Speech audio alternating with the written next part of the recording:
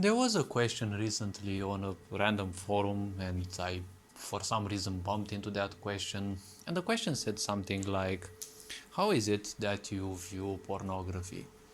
Well, since I usually don't push myself away from answering certain things, although I do find it that I need to put some limits to my answers because usually they may become um, not too pleasant for people, especially if they don't like reality for how it is. Well, the point about pornography and how I've seen it up till now is, well, there is a long period in your time, in your life, in which you'll most likely see it as enjoyable. The point is, if this enjoyment is impulsive, then it's kind of a problem because impulse usually means um, ignorance. Now, in every one of our lives, right? In every one of us, in each of our lives, okay? The point about, watching things is, well, most likely distracting you from who you are, from certain pains and such. And there's obviously that period of age when we are most prone to do a lot of things. Science says the brain finalizes its emotional parts development by the age of 25, or usually around the mid 25, right? The mid 20s. So that is why youngsters are so hard to control emotionally. Now, you don't want to control people emotionally, just as you wouldn't want to control the mind, because neither of these can actually be controlled. The more you want to conduct control over those is technically how you conduct self-destruct, right? How you conduct self-destruction. When you have something that is impulsive, usually how I've gone through those is that I do them, I even overdo them until I kind of get bored of it. Now, obviously, this may not go in all cases, but the point is, the more I conduct something in a repetitive manner, and it's also somewhat annoying me because of its, repetitive as well as impulsive nature. The point about this is simple. You become slightly more aware of certain things. You start asking yourself questions. And since introspection is all about asking questions and seeking the answers within, you start asking the questions. Why is it that you're doing something again and again and again? Obviously, the answers may come even in years, so, well, patience is a virtue, as they say. And it's apparently one of my virtues nonetheless. Now, when it comes to certain things, well, it's better that you don't overdo them, even if the impulse is there. Because, well, while watching pornography may not be as, uh, you know, punishing as over smoking, for example, there are both downsides because everything in this world is a transaction, right? So if it is a transaction, technically you're paying some of your attention, therefore some of your energy, in exchange for something. If it is pornography, if it is smoking or whatever, technically that is information. Information that you are putting into your body. Now, when this is done compulsively, or well, impulsively, the point is very simple. It's usually done without your discernment. You're doing that because the impulse may be so great you simply cannot overcome it. This means there is still some kind of karmic cycle that is going on. Usually this can be felt even through your spine because each vertebra has a certain specification, let's say, as of how much I felt.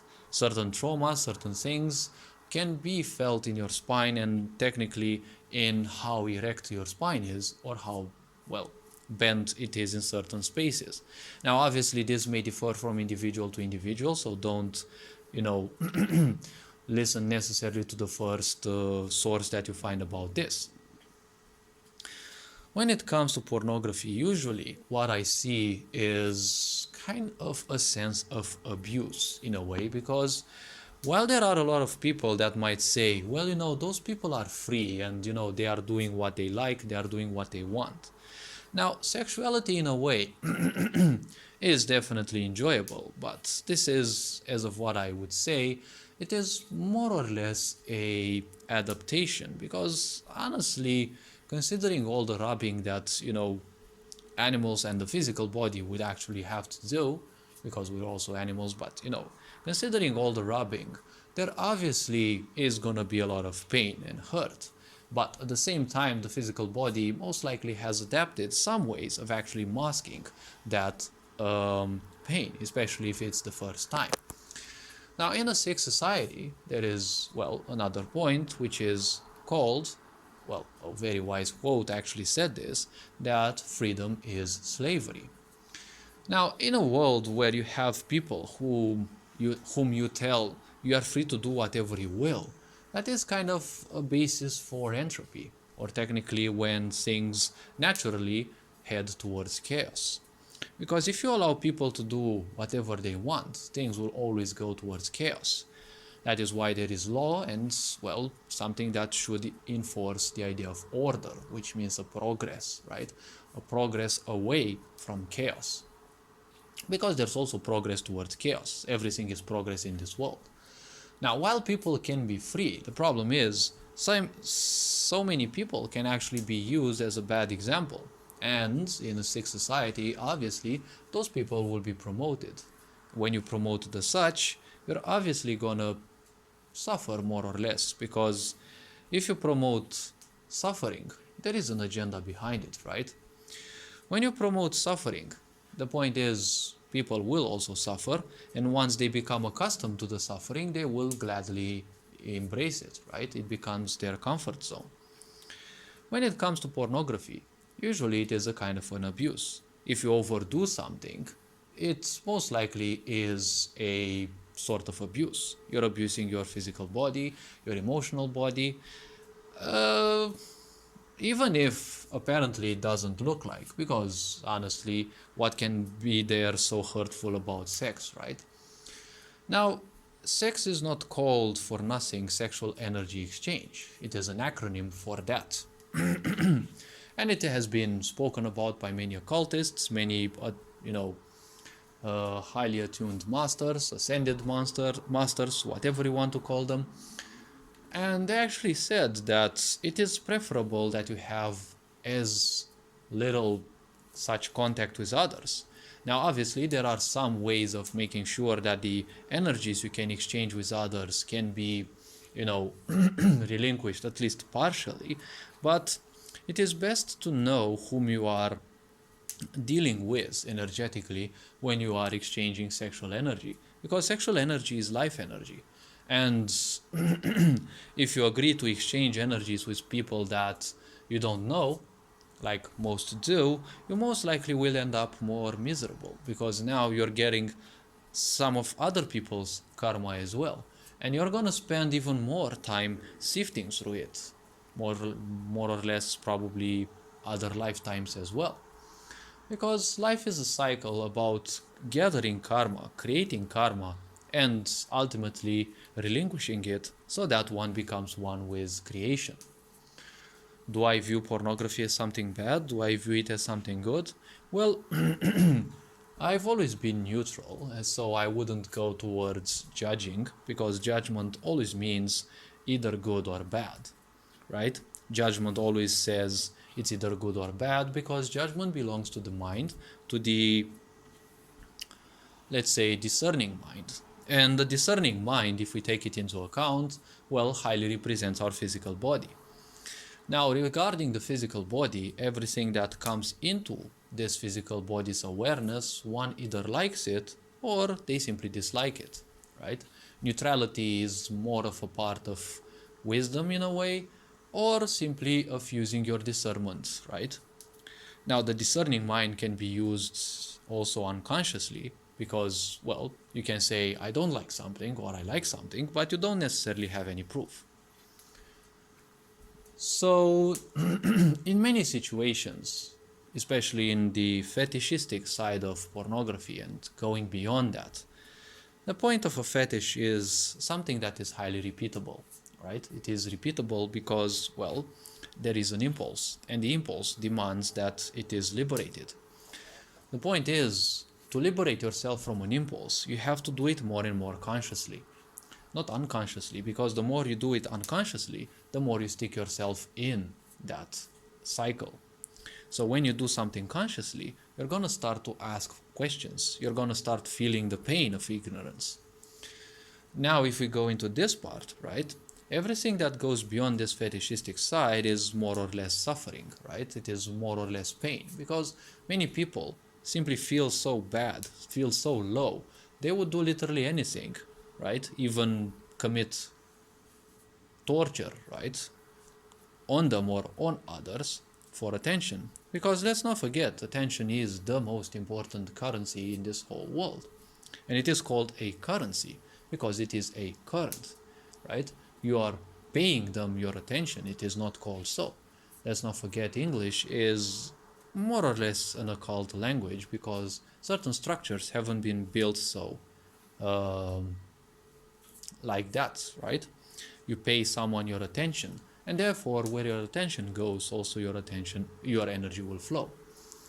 So when this is taken into account, paying attention, right, to pornographic content is like you're paying attention to those people.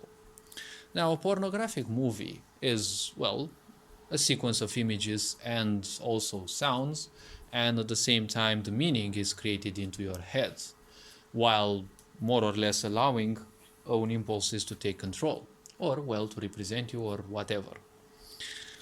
Because one has to identify with their impulses to allow them to function, right? So when it comes to this, the point is, I'm not seeing this as either good or bad, right? I'm just saying it is something that most people will go through, but the problem is many people will simply seek more and more pain because they think pain is the only thing they were born for, and, well, obviously this kind of hurts to say, but when people embrace pain as their comfort zone, it is usually undesirable, but, well, it kind of happens because in a society of ignorance, this is kind of always bound to happen. Rule people through pain because, well, if they invest in more pain, they will do literally anything to try to escape from it. So you have two choices if you want to rule them. Bring them more pain to distract them from that, or technically bring them just distractions, right? And this society is kind of well built on that. Everything is more or less built in such a way that it simply steals your attention. It's not, innocently looking for your attention. It's just demanding your attention more or less. Pornography is also something, and, well, if we take this into account, in this sick society, it's actually called an industry, right? When it is an industry, it is something broad, it is something great in the sense of it is something big. It has some sort of regulations, yes, but it has, a wide array of broadcasts, right? It is part of mainstream media. Now, obviously, you don't see it on television, at any given hour, but there are a lot of websites to support the idea.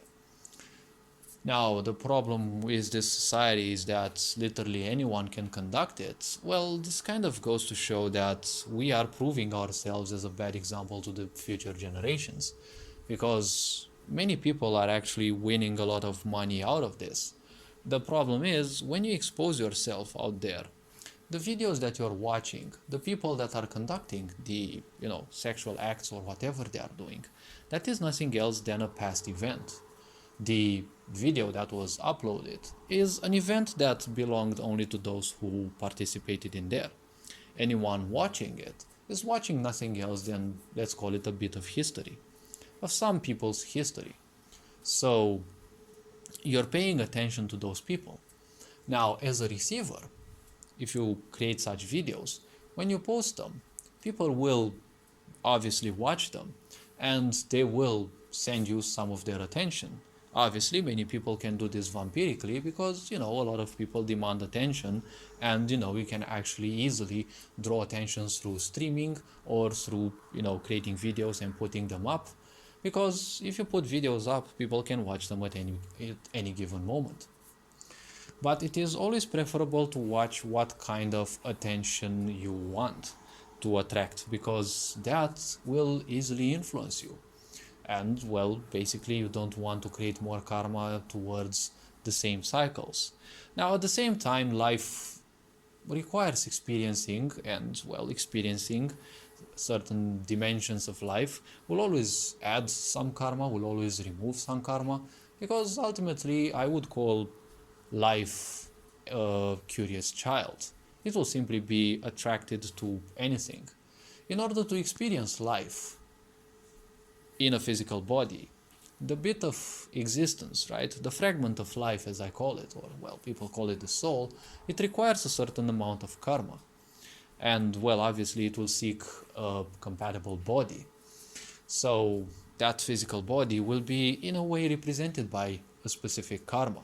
That is why the impulses will also be representative of what kind of karma one has. Using this can be done unconsciously, so you will experience even more. The more you experience into something, it's more or less like waking up, because it's like in a video game, you're leveling up. All impulses also have an expiry date. That is why I don't see anything as bad. Any experience is good, because if you overdo it, if you do it impulsively, it still helps towards one's awakening.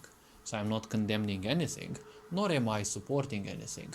Because how can I support something or condemn something if I don't know what influence it will have on each individual? Because anything has a different, more or less different influence on people. So moving into this, I kind of want to wrap the video because I don't want to make it way too long. The point about experiencing life is very simple. Experiencing life can be done in multiple ways. It doesn't matter. It is the purpose of religion or certain forms of rulership that will impose emotional bondage, right? The idea of causing emotional harm in people so as to direct their actions in a way that you want it more or less.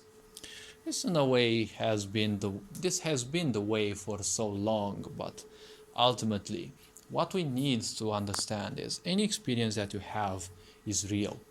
You may have seen a ghost or not. Anything that you have experienced is real. But keep it for you in most cases, because other people may not have experienced that.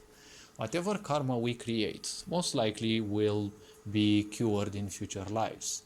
As Marcus Aurelius said, what we do now shall echo through eternity, so better be careful. But when you are doing things unconsciously, when you are still in the grip of unconsciousness, well, there kind of is little to no salvation until you start actually waking up, because that's how life goes. Life simply starts at an unconscious level, at the level of survival, and depending on your environment, depending on certain things, your type of parents, life will simply guide itself unconsciously towards the type of people, the type of environment that will represent the experiences they want to acquire, right? That piece of life wants to acquire. And well, whatever comes from that, life doesn't know. There is no such thing as predicting the future. Sure, certain impulses and certain ways that energies of the universe will influence our world can be predicted. Some behaviors can also be predicted based on someone's karma, but the more enlightened someone is, it is harder to simply predict them. Because prediction means accuracy, right?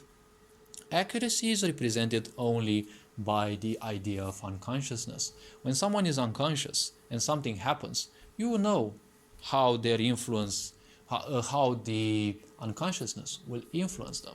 If it is something relating their survival, obviously they will react in a certain way. If it is something about, I don't know, another aspect of their life, they will react more or less in an appropriate way, right? That is the idea of unconsciousness. Whatever happens, people will react.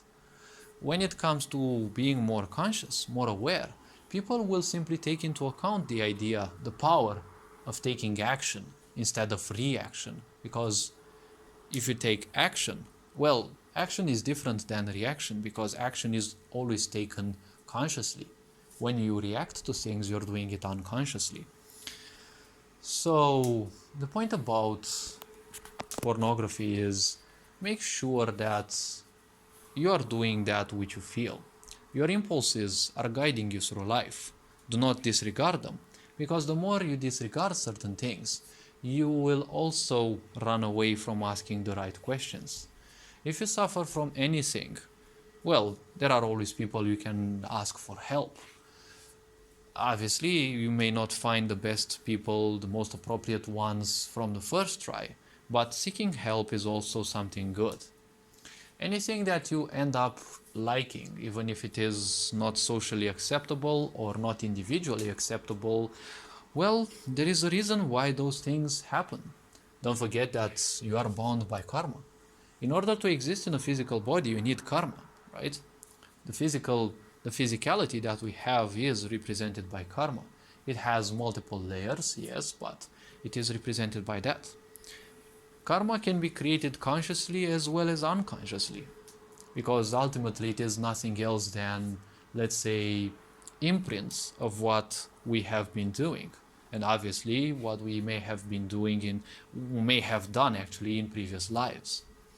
So when it comes to this, don't forget that part of your karma also belongs to the people that you've met. Part of the karma that you have also belongs to your parents. Because any generation that cannot go through a certain cycle will simply pass it on to the new generation. And the new generation has to be strong to go through that. That is why usually the younger generations are much stronger in certain things. At the same time, you may be affected by a certain part of karma of your ancestors. Because if you are born from a mother and a father, obviously, you definitely have their karma on your shoulders, as well as yours. So there are numerous cycles one needs to go through. The idea of feeling down, feeling bad, feeling misunderstood, whatever you do is never good enough. This is most likely not the first life in which we put ourselves down in this horrible way, and in which we are also surrounded by people who put us down. So there is a huge karma in a lot of things. Always use this as means of introspection, like I usually do. Ask yourself the questions. The answers usually come. It depends how patient you can be. Ultimately, when you realize that everything is ephemeral, and if you perish, the amount of karma is the only thing you take with you. Your riches and everything physical doesn't matter because you don't take it with you. Well, the point is, you realize that as you become wiser, you know that the only important thing to achieve in life is to simply cure yourself as much as possible from your karma. You can't cure yourself completely, because if you do so, well, you will be automatically leaving the physical body. It cannot support you if you simply have no more karma. No more karma means inexistence. There are ways through which people can consciously leave the body, because ultimately that is the ultimate goal of existence. When you arrive to that level in which you're capable of leaving the physicality, the boundary of physicality, in a conscious way, well, that's technically when the game of life is over. Because most people leave this physical body in an unconscious way. When they leave the physical body, technically that's when it is called that those people become enlightened. The moment of enlightenment is the exact moment of death. But the point is, well, one has to become enlightened before and acquire the levels of mastery necessary to leave the physical body in a conscious way. Once that is achieved, well, then the game of life is over. Most likely no more reincarnation, if I remember correctly. Now, all this being said, hopefully this video was introspective enough. You are appreciated. Take care. Ferenc Bor signing out.